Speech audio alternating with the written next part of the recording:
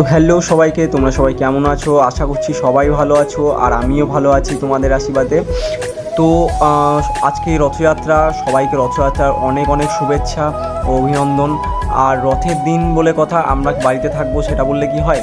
তো আজকে আমরা চলে গেছিলাম কোথায় সেটা দেখার জন্য ভিডিওটা পুরোটা দেখতে থাকো, ভিডিওর সাথে থাকো। আমরা অতি অবশ্যই তোমাদেরকে দেখাবো আমরা কোথায় গেছিলাম আজকে রথের দিন। তো বিকেলটা একদমই মেঘলা মেঘলা করছিল, আর বলতে বলতে বৃষ্টি চলে এলো, তাই আমরা একটুক্ষণ দাঁড়িয়ে পড়লাম একটা জায়গায়।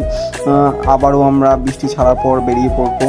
তো বৃষ্টি ছেড়ে গেছে আর আমরা এখন পৌঁছে গেছি আমাদের গন্তব্যস্থলে, কিন্তু এটা সেই জায়গা না। এখান থেকে এখনও হাফ কিলোমিটার মতো যেতে হবে আমাদের জায়গা যেখানে আমরা যাব সেখানে যাওয়ার জন্য। কিন্তু এখান থেকে টোটো অটো এসব কিছু বন্ধ আছে, তাই এখান থেকে আর টোটো অটো বেরোতে দিচ্ছে না বা বড় যানবাহন কিছু যেতে দিচ্ছে না।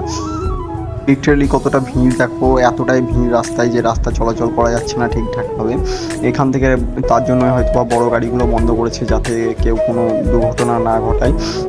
তো বাইক যেতে দিচ্ছিলো, তো আমরা বাইকে ছিলাম, তো আমরা ইজিলি চলে এলাম পেরিয়ে। তো আমরাও বেশি ভিতরে যাব না, আমরা বাইরে দাঁড়িয়ে যাব, আমাদের বাইক বাইরে পার্ক করে আমরা ভিতরের দিকে যাব রথযাত্রা দেখতে। তো চলো আমরা আমাদের বাইক পার্ক করে নিই এবং দেখা হচ্ছে বাইক পার্কিং করে। যেমন কি দেখতেই পাচ্ছ সামনে রথ দাঁড়িয়ে আছে, তো এর থেকে বেশি আমরা যেতে পারবো না, তো আমরা আমাদের বাইকটা এখানে পার্ক করে দিই, আর বাকিটা আমরা হেঁটে গিয়ে আমরা দেখে আসবো। তো দেখা হচ্ছে রথের সামনে।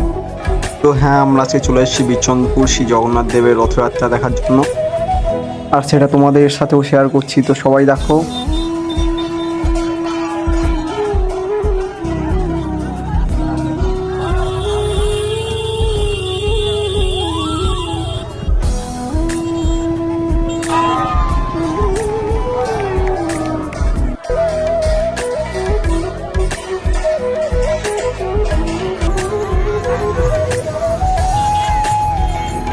তো অবশ্যই আমাদের কমেন্টে জানাবেন যে এই ভিডিওটা আপনাদের কেমন লেগেছে, আর পরবর্তীকালে আবারও যাতে আমরা নতুন ভিডিও নিয়ে আসি তাই একটু সাপোর্ট করবে। তো আবারও কথা হবে কোনো একটি নতুন ব্লগ ভিডিওতে। তো সবাইকে জয় জগন্নাথ।